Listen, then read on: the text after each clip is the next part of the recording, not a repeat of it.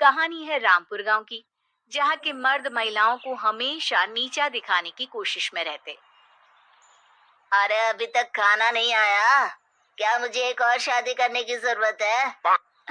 नहीं जी नहीं, ऐसा मत करना, वरना मैं कहाँ जाऊंगी। खाना लेकर मैं अभी आई जी। गांव की पंचायत में भी फैसले हमेशा औरतों के खिलाफ ही रहते। मैं जो फैसला सुनाता हूँ वो भगवान की आज्ञा होती है। इस लड़के ने अपने मन से शादी करके अच्छा नहीं किया। लड़के को घर भेज दो और इसकी शादी इसकी जाति की किसी लड़के से करवा दो। लेकिन ये लड़के, इसे तो गांव के बाहर निकाल दो। नहीं नहीं जमींदार साहब, ये क्या बोल रहे हैं? ऐसा नहीं हो सकता।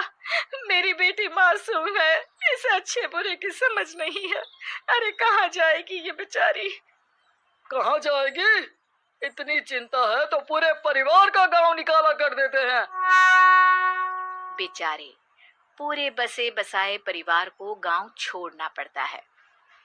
चाहे जो हो, अगर बेटियों को कंट्रोल नहीं कर सकते तो गांव में रहने का कोई मतलब नहीं है। यहाँ औरतों को दब कर रहना होगा। कोई भी अपने हिसाब से कुछ नहीं कर सकता।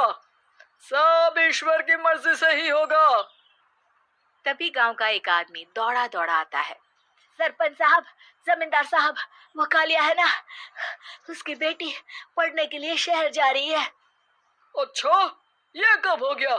और कालिया की हिम्मत कैसे हो गई ऐसा करने की? लेकर आओ उसे और उसकी बेटी को। बस फिर क्या था, हाजिर हो जाते हैं कालिया और उसकी बेटी सरपंच के सामने। और कालिया, ये क्या सुनने में आ रहा है? बेटी को इंजीनियर बना रहा है तू?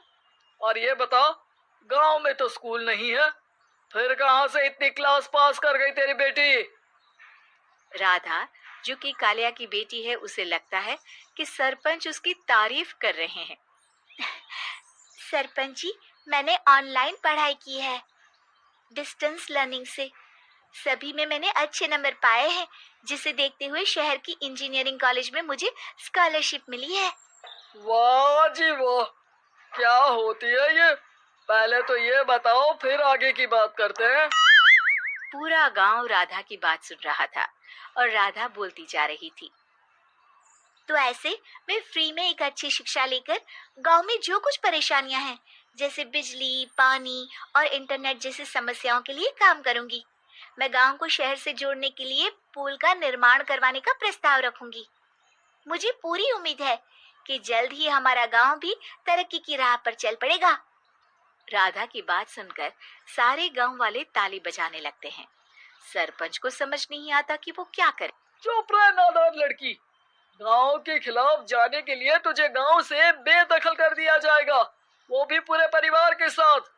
और हाँ, अगर ठीक से गांव में रहना चाहती है तो ये पढ़ाई लिखाई छोड़ दे। हम तेरे लिए गांव का कोई होनहार लड़का देखेंगे। तभी गांव का एक आदमी बोल पड़ता है। अरे नहीं नहीं सरपंच जी, राधा बिटिया जो बता रही है, अगर वैसा हो जाए तो हम लोगों को पैसा कमाने के लिए बाहर नहीं जाना पड़ेगा। हाँ जी, और ना ही कोसों दूर पानी के लिए भटकना पड़ेगा। हमारे बच्चे भी अच्छी पढ़ाई कर सकेंगे और आगे बढ़ेंगे, ना कि हमारी तरह खेती करते बैठेंगे। क्यों गांव वालों, राधा बिटिया का साथ देना चाहिए ना। सरपंच देखता है कि गांव राधा के साथ है, तो वो चुप हो जाता है। वो घर आकर अपने सलाहकार से बात करता है, जो बहुत ही चालाक किस्म का इंसान होता है। अरे सरपंच साहब, आपको बहुत ही होशियारी से काम लेना पड़ेगा। एक बार गांव तरक्की कर गया, यहाँ के बालक पढ़ लिए तो कोई ना पूछेगा आपको। और फिर ये जो बेटा और बेटी है ना आपके, इनको भी आम लोगों की तरह ही जीवन जीना होगा। हाँ, लेकिन करे तो क्या करे?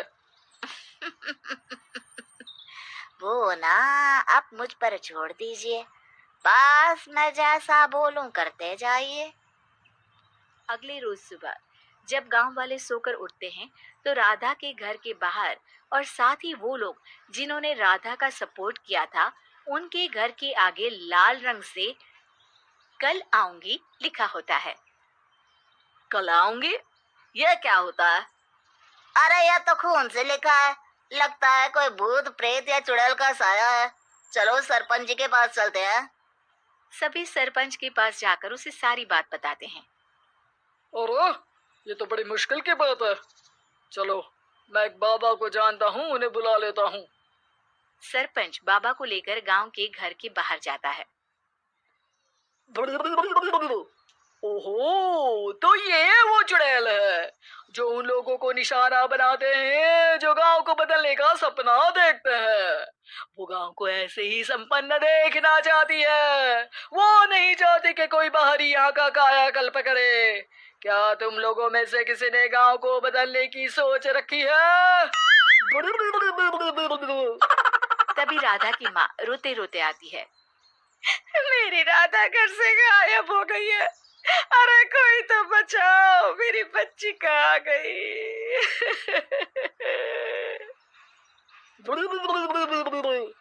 ले गई वो चुड़ैल, तेरी बच्ची को ले गई। अब वो उसे श्रापित करके छोड़ेगी। उस पर चुड़ैल का साया हो जाएगा। तभी बुरी सी हालत में राधा भी वहां आ जाती है। उसके बाल चुड़ैल की तरह फैले होते हैं और कपड़ों में खून लगा होता है। सभी राधा को देखकर डर जाते हैं। माँ, पता नहीं मुझे कौन उठा कर ले गया था। अरे दूर दूर हो जा चुड़ैल, अब हम लोग इस गांव में नहीं रुकेंगे। अरे कैसी बातें कर रहे हैं आप? कल तो आप मेरे भरोसे गांव का हुलिया बदलने, अपने बच्चों को पढ़ाने और तरक्की उन्नति की बात कर रहे थे, तो आज क्या हो गया आपको? ये फिर तुम लोगों को बहकाएगी। ये चुड़ैल गांव में आ चुकी है। ऐसे ही ये तुम्हारे घर के बच्चों को भी ले जाएगी। गांव वाले राधा को गांव से बाहर निकाल देते हैं।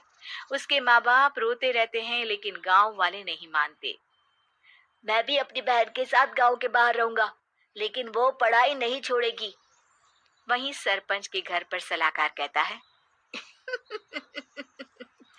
देखा, सांप भी मर गया और लाठी भी नहीं टूटी। लेकिन अगले ही दिन सरपंच के घर के बाहर भी वही शब्द लिखे होते हैं। और फिर सरपंच की बीवी कहती है, हमारी बेटी को किसी ने अगवा कर लिया है। तभी राधा का भाई वहां आ जाता है। अरे गांव वालों, मैंने सरपंच जी की बेटी को देखा था। वो चुड़ैल उसे उठाकर ले जा रही थी। अरे क्या मजाक कर रहे हो? नहीं नहीं सरपंच जी, आप नहीं जानते। वो चुड़ैल अब आपकी बेटी में आ जाएगी, जैसे राधा के अंदर आ गई थी। तभी सरपंच की बेटी वैसी ही हालत में वहां आती है जैसे राधा आई थी। पापा, पता नहीं कैसे मैं गायब हो गई थी। चुड़ैल, इसके अंदर भी चुड़ैल का साया है, मारो इसे। अरे नहीं नहीं, इसे भी राधा के पास गांव के बाहर ही भेज दो। अरे चुप रहो, मेरी बेटी कहीं नहीं जाएगी और चुड़ैल वुड़ैल कुछ नहीं होता है। अरे कैसे बात कर रहे हो सरपंच जी? आप तो बोल रहे थे कि आपका फैसला भगवान का ज्ञान होता है, तो अपने पर बात आई तो अब आप ऐसे बोल रहे हैं। अरे ना ना ना, आपको अपनी बेटी को त्यागना ही होगा। अरे बुलाओ बाबा को। राधा का भाई बाबा को ले आता है, जिसे अब गांव वालों के डर के कारण सच बोलना पड़ता है। मैं कोई बाबा नहीं हूँ, मैं तो मोची था। ये सलाहकार महोदय ने मुझे कहा था एक्टिंग करने को। अब वो मुझे पैसे देने वाले हैं। अब मुझे माफ कर दो। गलती हो गई, मुझे माफ कर दो। तभी वहां राधा आ जाती है। देखा सरपंच जी, जब गांव के बच्चे साक्षर होंगे तो आप जैसे लोगों की चालाकी नहीं चलेगी।